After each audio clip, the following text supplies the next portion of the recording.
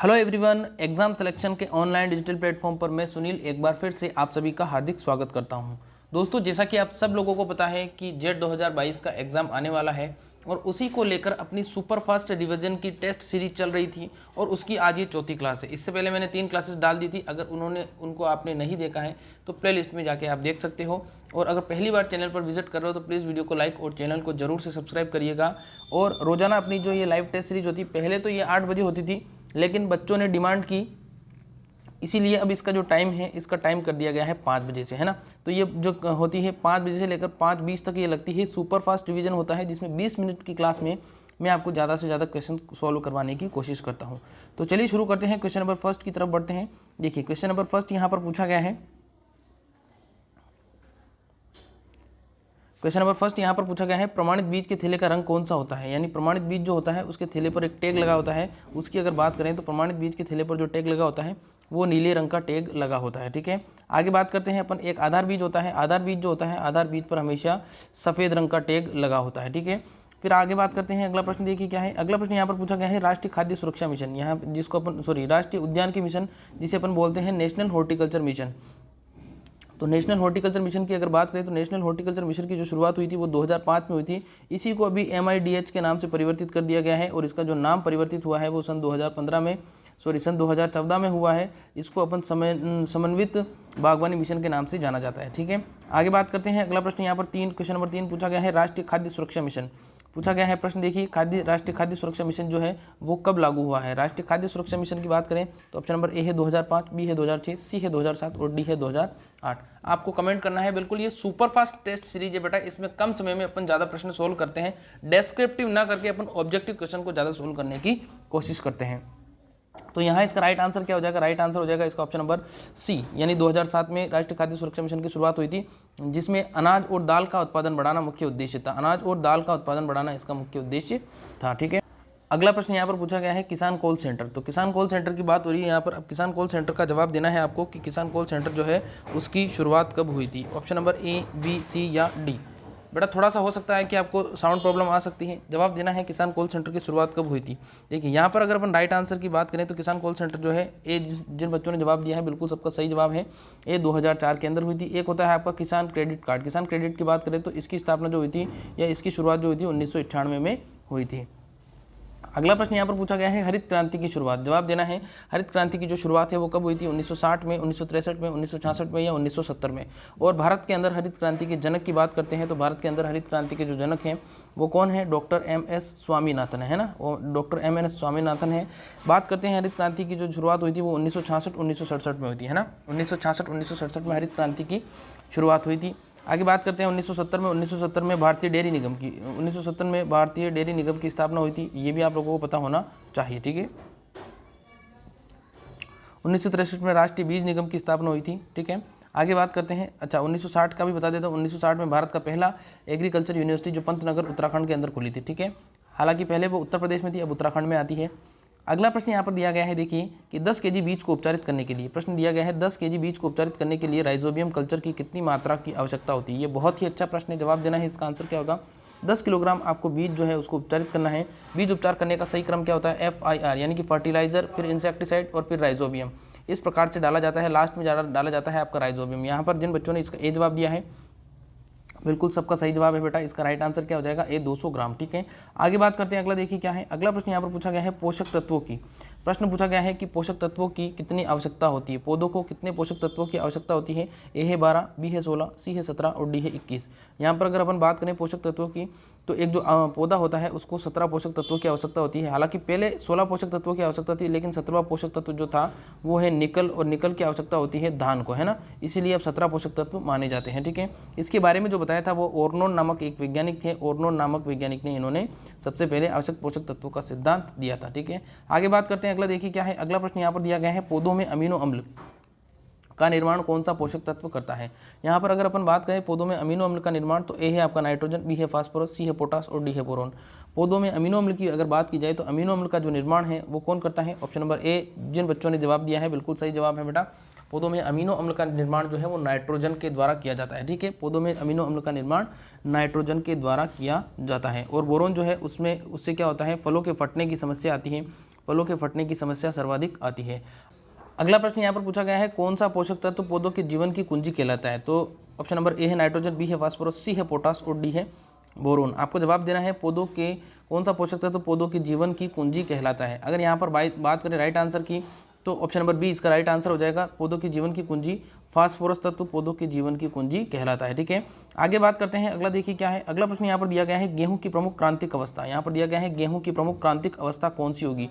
ये प्रश्न बेटा बहुत बार पूछा जाता है। आपको जवाब देना है गेहूं का जो पौधा होता है उसमें सिंचाई के लिए क्रांतिक अवस्था। ऑप्शन नंबर ए है आपका CRI, बी है दूधिया अवस्था, सी है दाना बनते समय और डी है पकते समय। देखिए यहाँ पर अगर राइट आंसर की बात करें, जो भी बच्चे इसका राइट आंसर देते हैं ऑप्शन नंबर ए बिल्कुल सही जवाब है। सीड्स, जड़ फुटान या क्राउन रूट इनिशिएशन या 21 दिन, है ना, ये ध्यान रखना 21 दिन पर यह अवस्था आती है। ठीक है, अगला बात देखिए, आगे प्रश्न देखिए अगला क्या है। अगला प्रश्न यहाँ पर दिया गया है बूंद बूंद सिंचाई का विकास। प्रश्न दिया गया है कि बूंद बूंद सिंचाई विधि का विकास किस देश में हुआ है। इसको अपन माइक्रो इरिगेशन के नाम से भी जानते हैं, ध्यान रखना माइक्रो इरिगेशन, या इसे अपन टपका विधि के नाम से भी जानते हैं, या इसे अपन ट्रिकल विधि के नाम से भी जानते हैं। ठीक है, इसे ट्रिकल विधि के नाम से भी जाना जाता है। ए है आपका अमेरिका, बी है इजराइल, सी है रूस और डी है आपका चीन। यहाँ पर बात करें बूंद बूंद सिंचाई विधि की, तो बूंद बूंद सिंचाई विधि जो है वो इजराइल देश से विकसित हुई है। ठीक है, इजराइल देश से विकसित हुई है और सिमका ब्लास नामक एक वैज्ञानिक थे, उन्होंने इसको विकसित किया था। अगला प्रश्न दिया गया है, भारत में सबसे अधिक फसलों को हानि पहुंचाता है। ए है आपका खरपतवार, बी है कीट, सी है रोग और डी है अन्य।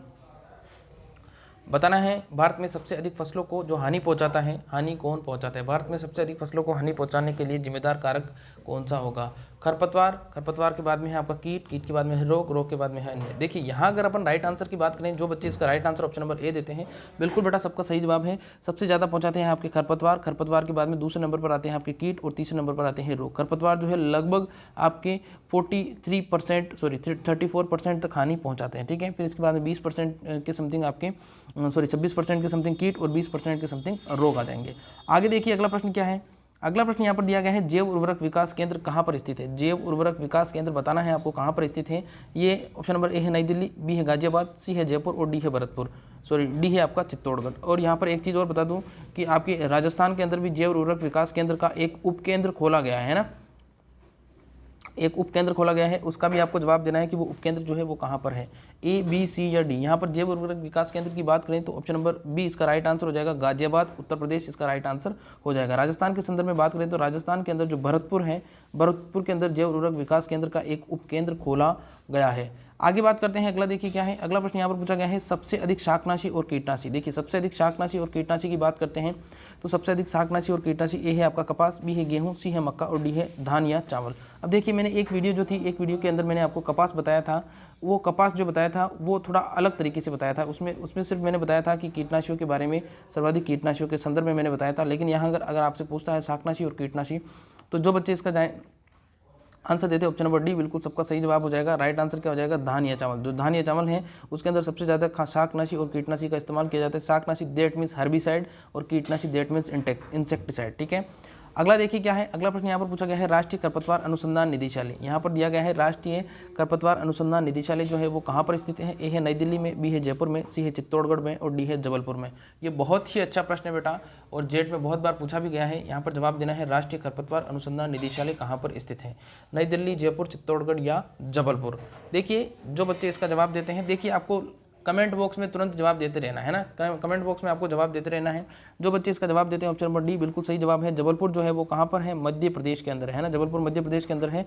और आपकी बात करते हैं चित्तौड़गढ़, तो चित्तौड़गढ़ के अंदर यूरिया का कारखाना, उसका DAP का कारखाना है ना, DAP का कारखाना है। ठीक है, यहाँ पर पूछा गया है, प्रमाणित बीज जो बनाया जाता है वो किससे बनाया जाता है। ए है आधार बीज से, बी है पंजीकृत बीज से, सी है सामान्य बीज से और डी है मूल केंद्रक बीज से।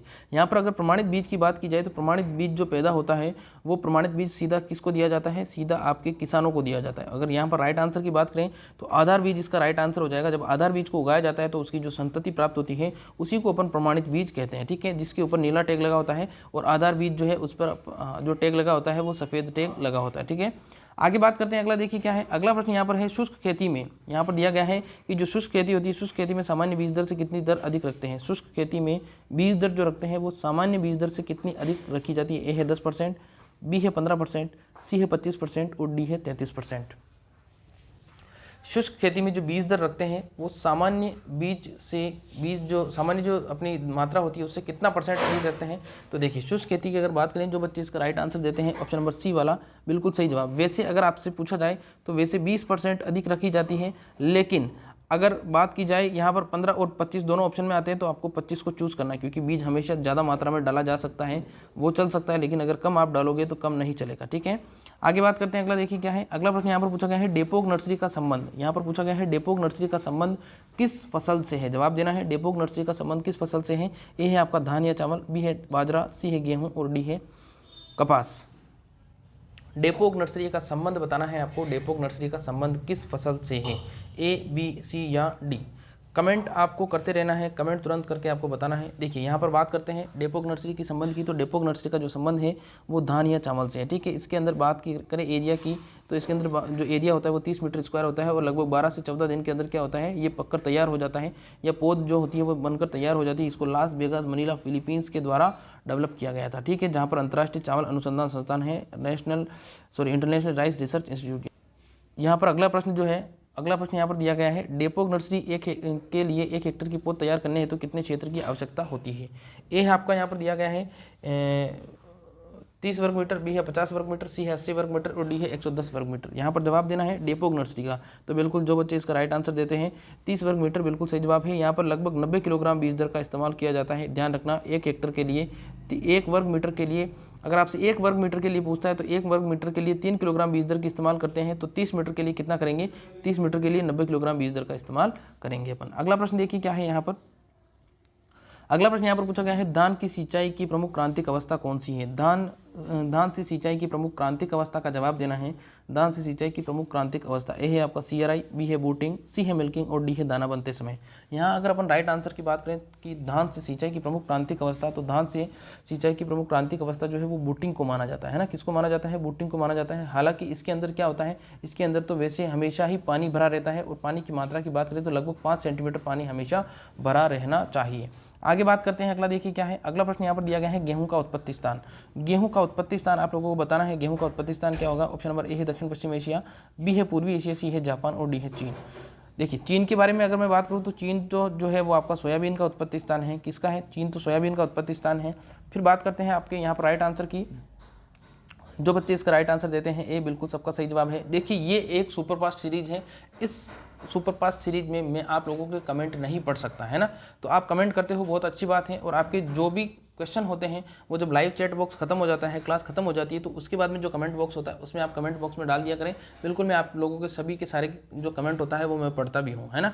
तो यहाँ राइट आंसर की बात करें तो राइट आंसर इसका दक्षिण पश्चिम एशिया हो जाएगा। इसे अपन एशिया माइनर के नाम से भी जानते हैं, है ना। कहीं कहीं लिखा होता है एशिया, कहीं कहीं एशिया माइनर लिखा होता है, ये भी आप लोगों को पता होना चाहिए। कहीं कहीं तुर्की भी लिखा हुआ है ना, तो ये एक ही चीज़ है। आगे बात करते हैं, अगला देखिए क्या है। अगला प्रश्न यहाँ पर दिया गया है क्वेश्चन नंबर 22। यहाँ पर दिया गया है खाद्यान्न फसलों का राजा। यहाँ पर दिया गया है खाद्यान्न फसलों का जो राजा होता है वो किस फसल को बोला जाता है। ए है धान, बी है गेहूँ, सी है मक्का और डी है ज्वार। खाद्यान्न फसलों का राजा, देखिए खाद्यान्न फसलों के राजा के बारे में अगर अपन बात करें तो खाद्यान्न फसलों का जो राजा है वो किसे कहा जाता है, गेहूं को कहा जाता है ना।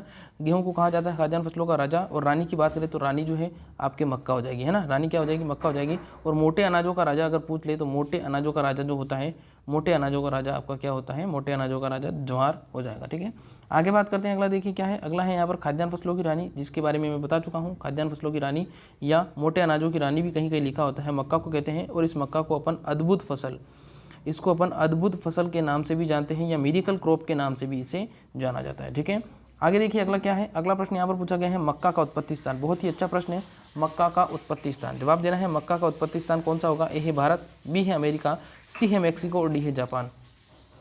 मक्का का उत्पत्ति स्थान बताना है। मक्का का उत्पत्ति स्थान क्या होगा, देखिए ए बी सी या डी। कमेंट आप लोगों को करना है। और अगर अभी तक लाइक नहीं किया है तो लाइक भी कर दीजिए, आपके लाइक से मुझे बहुत मोटिवेशन मिलता है। और चैनल को जरूर से सब्सक्राइब करिएगा, है ना। चैनल को जरूर से सब्सक्राइब करना है। मक्का का उत्पत्ति स्थान के बारे में अगर अपन बात करें तो मैक्सिको इसका राइट आंसर हो जाएगा, है ना। मैक्सिको इसका राइट आंसर हो जाएगा मक्का का। ठीक है, आगे बात करते हैं। अगला देखिए क्या है। अगला प्रश्न यहाँ पर दिया गया है पूसा बैसाखी। बहुत ही अच्छा प्रश्न है बेटा, पूसा बैसाखी है। ये पूस नहीं है, पूसा बैसाखी है। ए है आपका मूंग, बी है मोट, सी है चना और डी है अरहर। पूसा बैसाखी जो है वो किसकी किस्म है बतानी है बेटा आपको। पूसा बैसाखी, हाँ बिल्कुल पूसा बैसाखी के बारे में बात हो रही है यहाँ पर। पूसा बैसाखी की अगर अपन बात की जाए तो पूसा बैसाखी का अधिकतर बच्चे इसका जवाब देते हैं ऑप्शन नंबर ए। तो पूसा बैसाखी जो है वो किसकी किस्म है, मूंग की किस्म हो जाएगी। मूंग जो है, मूंग को अपन और किस नाम से जानते हैं, मूंग को अपन ग्रीन ग्राम के नाम से जानते हैं ना, मूंग को ग्रीन ग्राम के नाम से जाना जाता है। अगला प्रश्न देखिए क्या है, अगला प्रश्न यहाँ पर दिया गया है मोटे अनाजों का राजा। यहाँ पर ये प्रश्न मैं आप लोगों को बता चुका हूँ, मोटे अनाजों का राजा अभी बताया था, कमेंट करके आपको बताना है। ए है ज्वार, बी है मक्का, सी है धान और डी है गेहूं। अब जवाब देना है मोटे अनाजों का राजा किसे कहा जाता है। देखिए अगर यहाँ राइट आंसर की बात करें तो मोटे अनाजों का राजा मैंने बताया था सोरगम बाइकलर, है ना। सोरगम बाइकलर किसको बोला जाता है, ज्वार को सोरगम बाइकलर बोला जाता है। अभी जेट के अंदर प्रश्न पूछा गया था कि केमल क्रॉप किसे कहते हैं ना, किसे क्या पूछा गया था, केमल क्रॉप पूछा गया था, तो ध्यान रखना केमल क्रॉप भी इसी को कहा जाता है, ठीक है। आगे अपन बात करते हैं, अगला प्रश्न देखिए क्या है। अगला प्रश्न यहाँ पर पूछा गया है दालों का राजा किस फसल को बोला जाता है। ये दलहनी फसलों का राजा किस फसल को बोला जाता है। ए है मूंग, बी है मोट, सी है चना और डी है अरहर। बताना है आपको दलहनी फसलों का राजा। एक होता है आपका राजा, एक होता है आपकी रानी। अब राजा की और रानी की दोनों की आपको सुनानी है कहानी, ठीक है। तो राजा की बात करें तो राजा क्या हो जाएगा, राजा तो हो जाएगा आपका चना, और रानी की बात करें तो रानी आपकी क्या हो जाएगी, मटर, है ना। और ये हो जाएगा आपका चना, जिसके अंदर प्रोटीन की मात्रा की बात करें तो 21% के समथिंग पाया जाता है। अगला देखिए क्या है, अगला प्रश्न यहाँ पर दिया गया है चने की प्रोटीन जो होती है, चने में प्रोटीन की मात्रा, तो बी इसका राइट आंसर हो जाएगा। चने की प्रोटीन 21% होती है। आगे देखिए अगला क्या है, अगला प्रश्न यहाँ पर दिया गया है ICR की स्थापना। प्रश्न दिया गया है कि ICR की स्थापना कब हुई थी, ये कहाँ पर स्थित है। ए है 1905 बिहार, बी है 1929 नई दिल्ली, सी है 1950 जोधपुर और डी है 1960 चित्तौड़गढ़। ICR की स्थापना का बताना है आपको।